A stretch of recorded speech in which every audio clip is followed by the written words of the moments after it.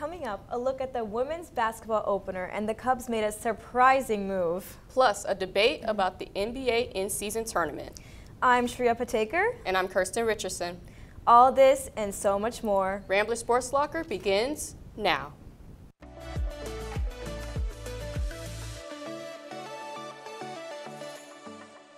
Welcome back to Rambler Sports Locker. It's been an exciting week. The men's and women's basketball seasons opened up and Drake wore Loyola merch. Whoa, does this mean that there's going to be a concert at Loyola? Okay, I really hope so, but if you missed any of the games last week because of this Drake distraction, don't worry because Caroline Lyngen is here to fill you in with the Ramble Rundown.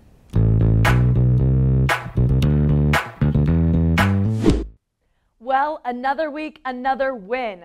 Women's volleyball has no L's in sight, winning back-to-back games against Fordham University in 3 straight sets. Women's basketball lost their home opener against UIC 67-51. The men's and women's cross-country teams will compete in the NCAA Midwest Regionals on November 10th. And men's basketball is back, but they lost 75-62 against number 10 FAU in the 2nd annual Barstool Sports Invitational at the Winchester Arena. That's it for the Rambler Rundown. For Rambler Sports Locker, I'm Caroline Lyngen. Thanks, Caroline. Now, let's take a look at the available players and the MLB with Nate Keough.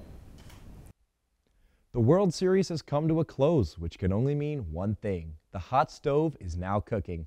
That's right, MLB free agency began on November 2nd, and there are some big names on the market. I'm going to predict where a few of these stars will land. First, we have Japanese two-way sensation Shohei Ohtani. Ohtani is possibly the greatest free agent of all time, and experts believe he could be the first player to break the $500 million threshold. While Ohtani won't pitch in 2024 after undergoing elbow surgery in September, but that doesn't mean he hasn't commanded extreme interest. My prediction for Showtime? The Los Angeles Dodgers. The Dodgers spent last offseason cutting payroll seemingly in anticipation of Ohtani. Ohtani has made it clear that after not making the playoffs in his 6 seasons with the Angels, he wants to play for a winning team, and the Dodgers fill that criteria. Ohtani also wouldn't have to relocate his family, as Ohtani would only be heading across town. Now, next on the market is another Japanese star, Yoshinobu Yamamoto.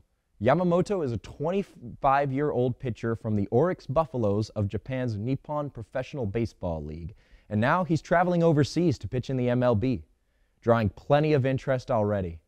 My prediction for Yamamoto is the New York Mets. The Mets have some holes in their rotation after trading both Justin Verlander and Max Scherzer at the deadline last season, and Yamamoto would be reunited with Team Japan teammate Kodai Senga. Lastly, Cubs outfielder Cody Bellinger declined his option for the 2024 season after posting an impressive comeback season with the Northsiders in 2023. If you ask me, this has the Yankees written all over it. The Yankees are coming off a disappointing season and they lack outfield depth. Plus, adding a lefty slugger is always a good idea for the Bronx Bombers, thanks to the famous short porch in right field.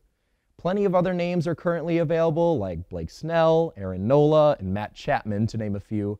We can guess where they'll land, but if we've learned anything from the past, it's that the hot stove is unpredictable. For Rambler Sports Locker, I'm Nate Keough. Thanks, Nate. I'm sure this MLB offseason will bring so many surprises. It's time for our segment, This Day in Sports History. Here to present us an ice-cold topic is Elizabeth Winchester. Did you know that winter is technically here? If you don't, here's what I mean. November 7th is a cross-quarter day, and some believe it to be the beginning of the snowy and cold season. In honor of the chilly front that we've experienced here in Chicago this week, winter sports will be the topic of this edition of This Day in Sports History.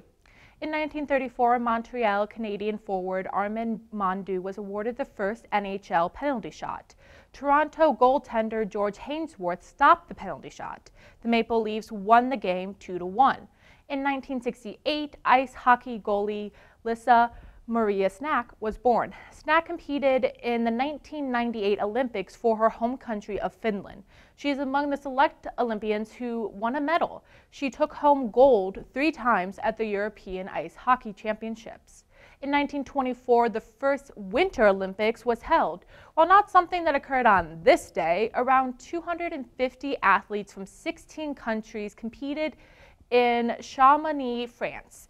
There were 16 events, including cross-country skiing, ski jumping, and ice hockey. That's all for this edition of This Day in Sports History. Tune in next time for more sports history facts. For RSL, I'm Elizabeth Winchester. Back to you, Shreeya. Thanks, Elizabeth. With this cold weather, we all need a reminder of the good things happening in winter. Now, let's take a look at the new Cubs manager, Craig Counsell, with Amelia Villhauer. The baseball season concluded last week, but the Cubs have already been making big moves to prepare for 2024. Baseball fans were shocked this week when they announced the dismissal of David Ross to be replaced by Craig Counsell.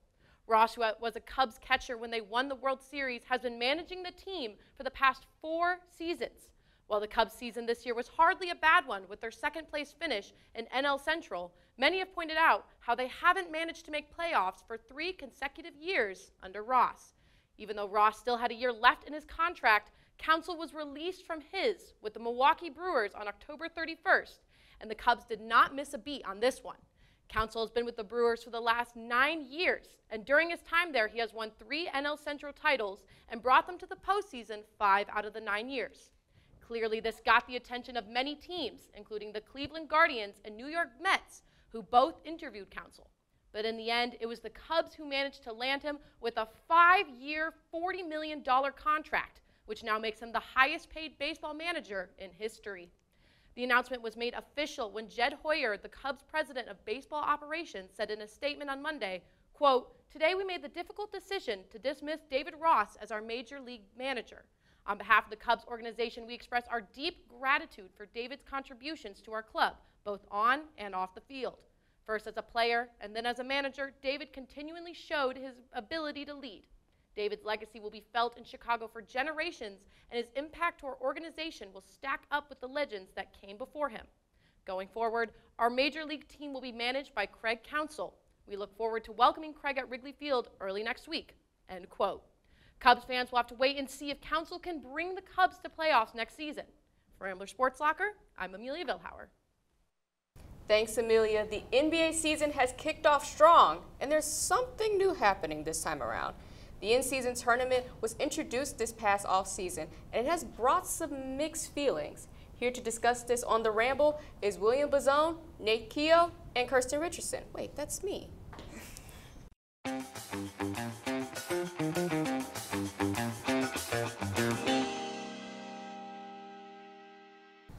By gosh, by golly, folks, the powers of teleportation must be real. Kirstan, welcome to The Ramble, and hello, Nate, from back in the control room. Hello. Everybody watching at home, glad you're with us here. As always, this is The Ramble. I'm your host, William Bazzone, and gang, we've got a super big issue that's got everybody talking, the NBA in-season tournament. I don't even know what to make of it. So many different things going on. You got 5 games in the group stage. Each team plays each other once. You got 6 groups of 5. 8 teams move on. 2 wild cards, Elimination games only count until a championship game. This is just a headache. I can't make heads or tails of it. And I'm asking you guys, what do we feel about the tournament? Is it going to be a good thing? Is it too early to call? Is it bad? Nate, rumor has it, you're not a fan of it. Well, I wouldn't exactly say that. There's good parts of it. I think to understand the tournament first, we have to kind of go into why at first, because this is pretty sudden, pretty random, honestly, if you ask me.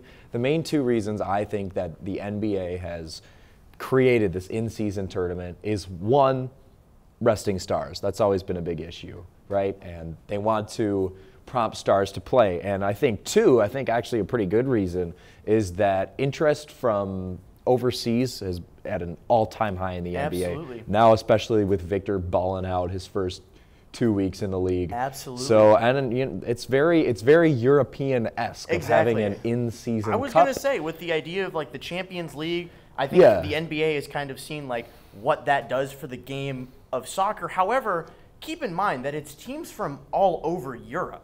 It's not just like teams from one country playing each other, exactly. Right? So like, why don't we do like, hypothetically speaking, what if we made it like an international tournament, right? What if we got teams from around the world to come here and play, right? Wouldn't that like change up how the game would be played, just to make it interesting?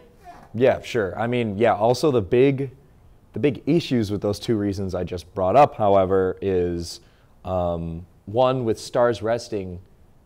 It would make more sense if it was in the middle of the season. We're like 2 weeks into the season and right now. And nobody's gotten their feet ready. Who is going to need Everybody's rest at still, this point? They're struggling. Exactly. They're struggling to get Exactly. ready. I feel like it's too early. These teams are still trying to get ready. They're not ready for these games, and Stars aren't going to be resting this early in the season. That's a thing we see in December, January, February. That's when the tournament should be played.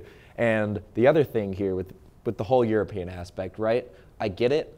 I really do, but I think just the mentality of there's one champion, I think that's part of the beauty of American sports, if you ask me. Absolutely. I just think having one undisputed champion every year is a beautiful thing, and I think it adds, with that still existing too in the NBA, this tournament just doesn't really matter because there's still the NBA Finals in the summer. That's all anyone is really going to care about, especially this early in the season. Absolutely. That's a very well taken point. And again, for Stars that are making $50 million a year, the $500,000 cash that they make, that's like pocket change right there. That's nothing. And like, will the Sacramento Kings, that hypothetically if they win, I'm not saying they are, but you know, what would happen if they won? Are they going to have like a little parade? Like, oh, congrats, we won the in-season tournament. It just feels like kind of. They can't have a parade because they got a game the next day. Right, exactly. And Kirstan, we'll switch it over to you now. What are you feeling about the tournament here? I'm in the middle. I see the potential. I see what it can do, but I don't see a serious point in it. I mean, we just talked about it. We have the NBA Finals, which is something that a lot of players really look forward to. And I feel like the NBA Cup is kind of like a detour to some of the players and the teams that are huge prospects to win the NBA Finals to kind of get over the in-season tournament first. When I thought about the in-season tournament and I heard about it, I just thought it was a second chance to the teams that, does it really have it in them to win the NBA Finals, that, they could probably invest their time in the in-season tournament.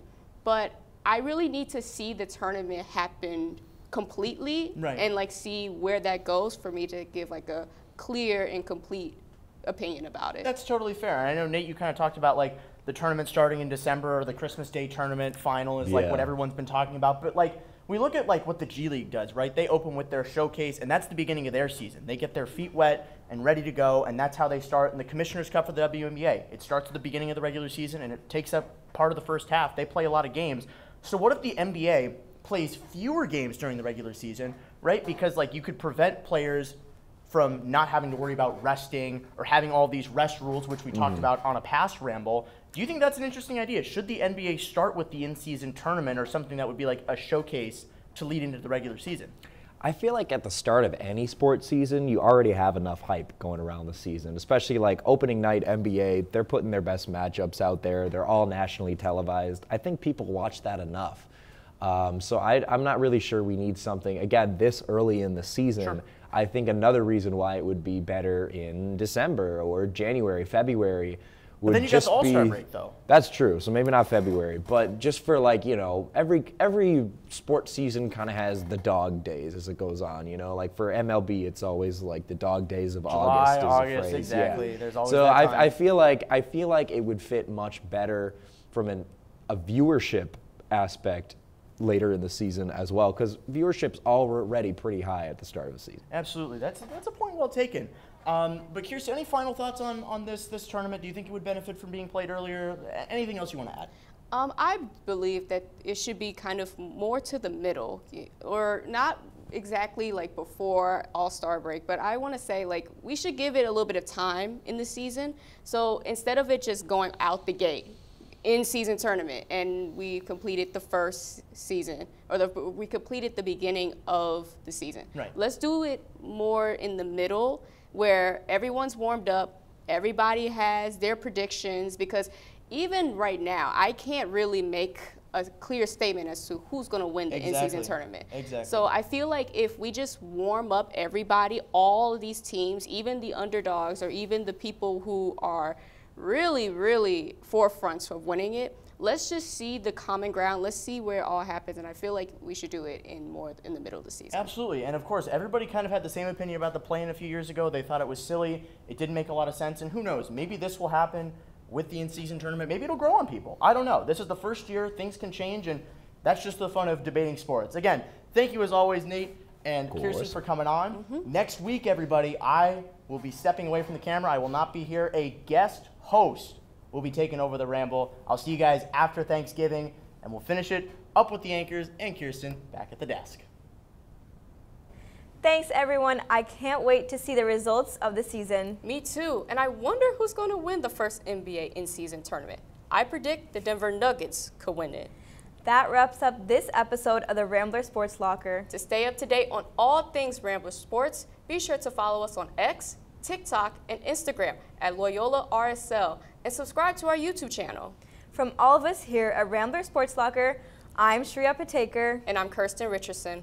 We'll see you next week, and don't forget to turn off the lights.